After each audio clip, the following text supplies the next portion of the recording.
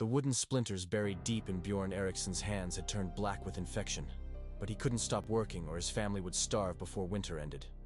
His fingers were so badly swollen he couldn't close them properly, and every tool he touched left streaks of pus and blood on the handle. It was March 987 in what would later become Norway, and Bjorn hadn't eaten meat in 4 months. His ribs showed through his skin like fence posts, his teeth were falling out from scurvy, and his 8-year-old daughter had already stopped growing because there simply wasn't enough food. This wasn't the Viking you see in movies wielding an axe aboard a longship. This was the reality for 90% of Viking society. Farmers so poor they made medieval peasants look wealthy. His entire farm was smaller than a modern parking lot, carved out of frozen ground that fought him every single day. When people imagine Vikings, they picture warriors sailing to England or traders bringing back silver from Constantinople. But for every Viking warrior who ever held a sword, there were 20 farmers like Bjorn who never traveled more than 10 miles from where they were born. They lived in a world so harsh that surviving to age 30 was considered beating the odds. The real horror was that Bjorn was actually lucky compared to most Viking farmers. He owned his own land, even if it was barely big enough to feed his family for half the year. Most Viking farmers were tenants who gave half their crops to a local chieftain, leaving them with so little food that they spent 6 months of every year slowly starving. They called this time the hunger gap, the months between when last year's grain ran out and this year's harvest came in. During the hunger gap, families ate bark soup, leather boiled until it was soft enough to chew, and anything else that wouldn't immediately kill them. He woke up before dawn in complete darkness because candles were too expensive and firewood was too precious to waste on light. The inside of his house was 40 degrees colder than the outside because the walls were made of stacked stones with mud stuffed between them. Ice formed on the water bucket next to his bed. His wife Astrid slept wearing every piece of clothing she owned, including 2 pairs of woolen socks she'd knitted from wool they couldn't afford to sell. Their 3 children slept in the same bed, pressed together like puppies to share body heat. Bjorn's first task every morning was breaking the ice on the water barrel with a rock because they didn't own a metal hammer. The water was brown and tasted like dirt because it came from a well he dug himself using only wooden tools and his bare hands. It had taken him 3 months to dig that well, working 2 hours every morning before starting farm work, and the water was still contaminated with runoff from the animal pen. But it was the only water they had, so the whole family drank it and got sick regularly from diseases that would be easily treatable today. Bjorn had to choose between feeding his family or feeding the cow, and he chose his family every time. The cow's milk had turned watery and thin, barely providing enough nutrition to keep his youngest child from dying. But without that cow, the entire family would starve, so Bjorn spent hours every day gathering twigs, moss, and anything else the animal might be able to digest. He fed the cow sawdust mixed with the last handful of grain, knowing it would eventually kill the animal, but hoping it would live long enough to get them through winter. His field was a patch of rocky ground he'd cleared by hand, moving stones for 2 years until his back was permanently bent and his hands were scarred beyond recognition. The soil was so thin that crops barely grew, and every year he harvested less grain than he'd planted because the ground was getting worse, not better. He couldn't afford to let the field rest or add fertilizer, so every season exhausted the soil a little more. The mathematics were simple and terrifying. Each year, his farm produced less food, while his family needed the same amount to survive. One of the metal pieces had broken 3 seasons ago, and Bjorn had replaced it with a sharpened stick that barely scratched the frozen ground. Plowing his tiny field took 6 days of brutal work that left him barely able to walk, and by the end his hands bled so badly he wrapped them in strips torn from his only spare shirt. The plow was pulled by the dying cow, which meant that if the cow died, Bjorn would have to pull the plow himself, or watch his family starve. His family's entire diet consisted of barley porridge, milk when the cow was healthy enough to produce it, and whatever wild plants Astrid could find that wouldn't poison them. They hadn't eaten fresh meat in 6 months because they couldn't afford to kill any of their animals, and had no way to hunt. Bjorn owned no weapons, no traps, and no fishing equipment because metal tools cost more than his entire farm was worth. When neighbors occasionally caught fish or killed a rabbit, they traded it for grain at prices that Bjorn couldn't afford. His 8-year-old daughter Sigrid had learned not to ask for second helpings because there weren't any. His 5-year-old son Olaf had stopped playing games that required running because he didn't have the energy. The baby, barely 1 year old, cried constantly because Astrid's milk was drying up from malnutrition. Even their dreams were filled with visions of bread, meat, and warm milk that existed only in their imagination. They were all slowly starving in a process so gradual that each day felt normal, but each month brought them closer to death. The walls were thin enough that wind blew through gaps between the stones, and the floor was packed dirt that turned to mud when snow melted. They owned one fireplace made of stacked rocks, but firewood was so scarce that they only lit fires when the temperature dropped low enough to kill them without heat. Most nights, the fire went out before midnight, and the family woke up to find ice on their breath. The clothes that kept Bjorn's family from freezing were falling apart because they had no money for new fabric and no sheep to provide wool. Bjorn wore the same woolen tunic for 3 years, patching holes with scraps until it looked like a quilt made of brown rags. His pants were held together with rope threaded through tears in the fabric. His shoes were pieces of leather wrapped around his feet and tied with strips of cloth because actual boots cost more than he earned in a year. When the leather wore through, he walked barefoot on frozen ground until his feet were so frostbitten that Astrid wrapped them in moss to prevent infection. The work that consumed Bjorn's life was brutally physical and never-ending because Viking farms required constant maintenance just to prevent total collapse. Every fence needed daily repairs to keep wild animals from eating their crops. Every tool needed sharpening because dull tools made impossibly hard work even harder. The roof leaked in dozens of places that Bjorn patched with mud, grass, and rocks, knowing the patches would fail within weeks. He spent entire days gathering firewood, walking miles to find dead branches, because all the wood near his farm had been collected years ago. Besides the dying cow, they owned 3 chickens too weak to lay eggs regularly, and a pig so skinny it looked like a skeleton covered in skin. The animals lived in the same room as the family because there was no separate barn, and shared body heat was essential for survival. The smell was overwhelming. A mixture of animal waste, unwashed human bodies, rotting food, and smoke from the fire. But the smell was the least of their problems because the animals competed with the family for the same limited food supply. The isolation that defined Bjorn's existence was almost complete because Viking farmers rarely left their land during winter months. The nearest neighbor lived 2 miles away over frozen ground that could kill travelers caught in a snowstorm. Bjorn hadn't spoken to anyone outside his immediate family in 4 months, and wouldn't see other people until spring planting season brought farmers together to share tools and labor. This isolation meant that when emergencies happened, injuries, illness, or disasters, families dealt with them alone or died. Bjorn's eldest son had died 2 winters ago from a fever that lasted 3 days and left him too weak to eat. Astrid suffered from a persistent cough that brought up blood, probably from breathing smoke in their poorly ventilated house. Sigrid had developed sores on her arms that wouldn't heal, and Olaf's teeth were already rotting from malnutrition. The family's immune systems were weakened by constant hunger and exposure to cold. They treated illnesses with boiled herbs and prayer because those were their only options. The social structure that trapped families like Bjorn's was designed to keep poor farmers poor while enriching the warrior class that history remembers. Bjorn owed taxes to the local chieftain Olaf Haraldsson, even though he could barely feed his own family. These taxes were paid in grain, which meant that Bjorn had to give away food his children needed to survive.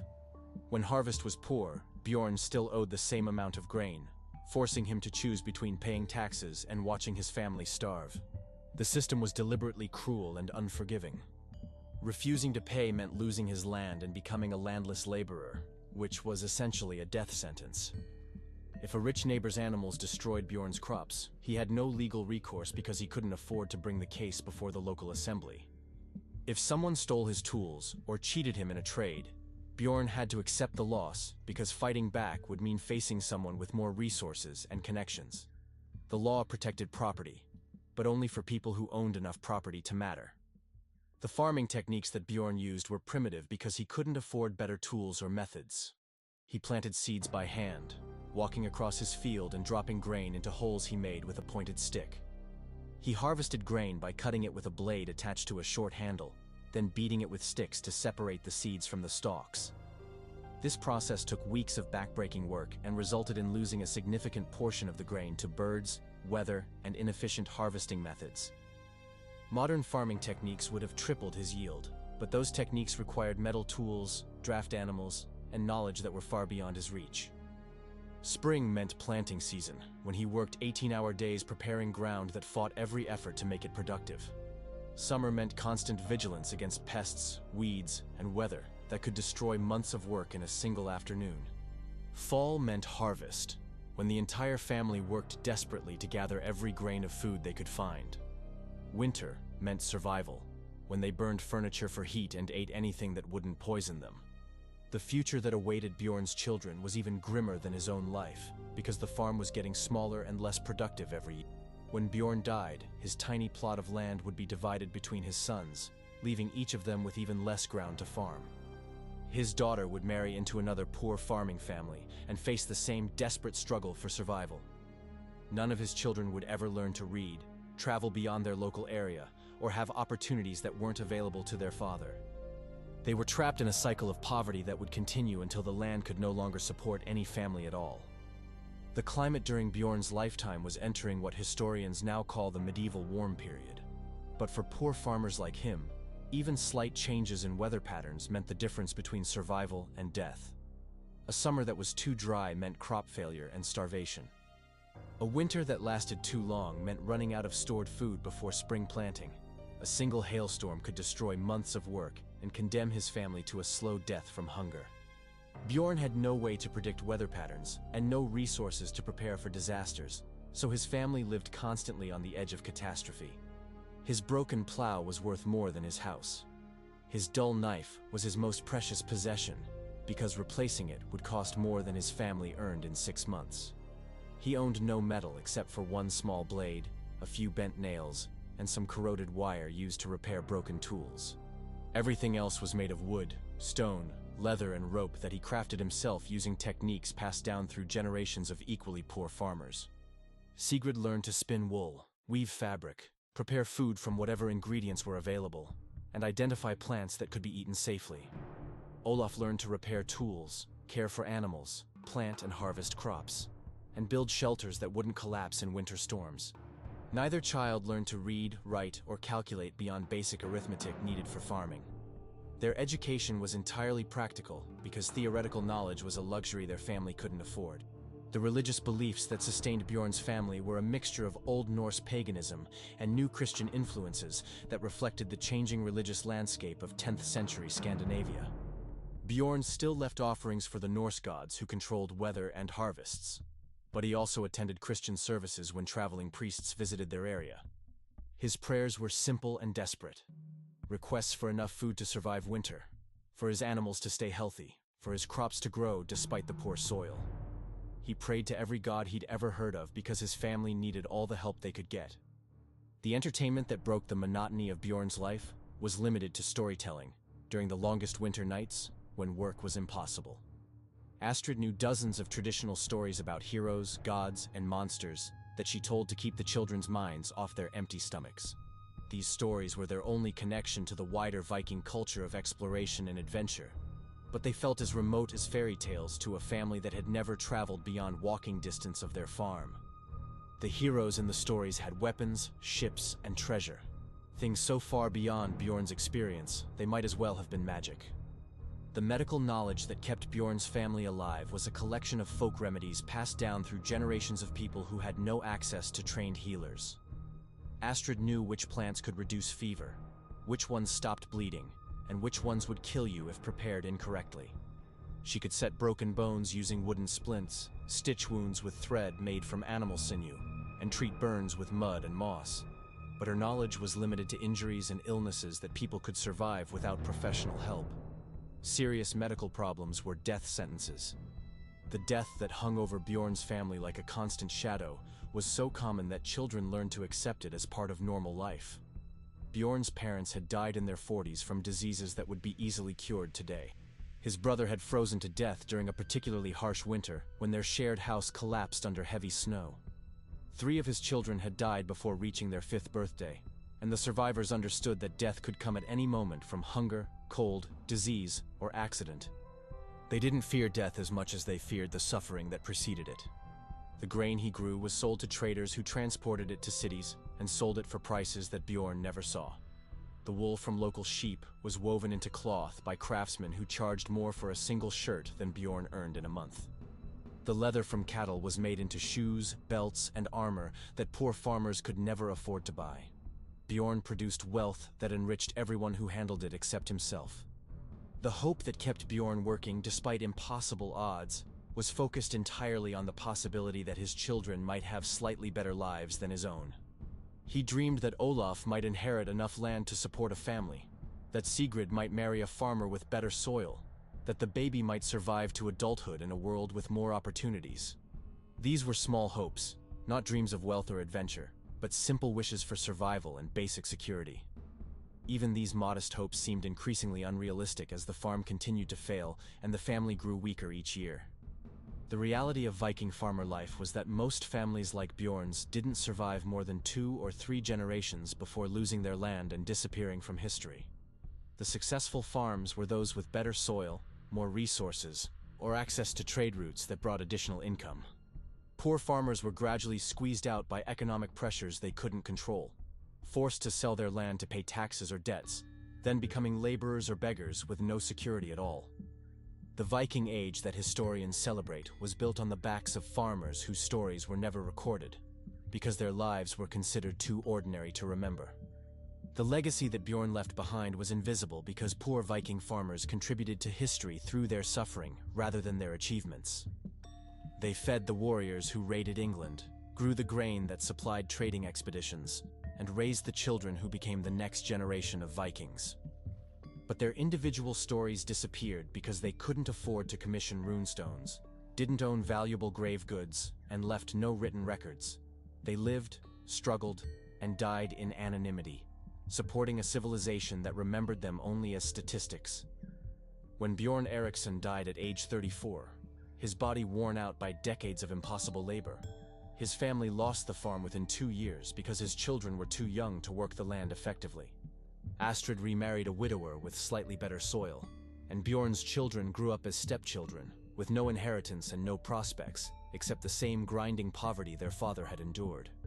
His unmarked grave was marked with a pile of stones that scattered over time, leaving no permanent record that he had ever existed. He was buried wearing his only set of clothes and clutching the broken knife that had been his most valuable possession. This was the harsh reality for the vast majority of Vikings, not the adventurous warriors and wealthy traders who dominate popular imagination, but desperate farmers clinging to life in a harsh world that offered them no security, no comfort, and no hope of anything better. They were the invisible foundation of Viking society, and their suffering made possible everything we remember about the Viking Age. Their stories deserve to be told.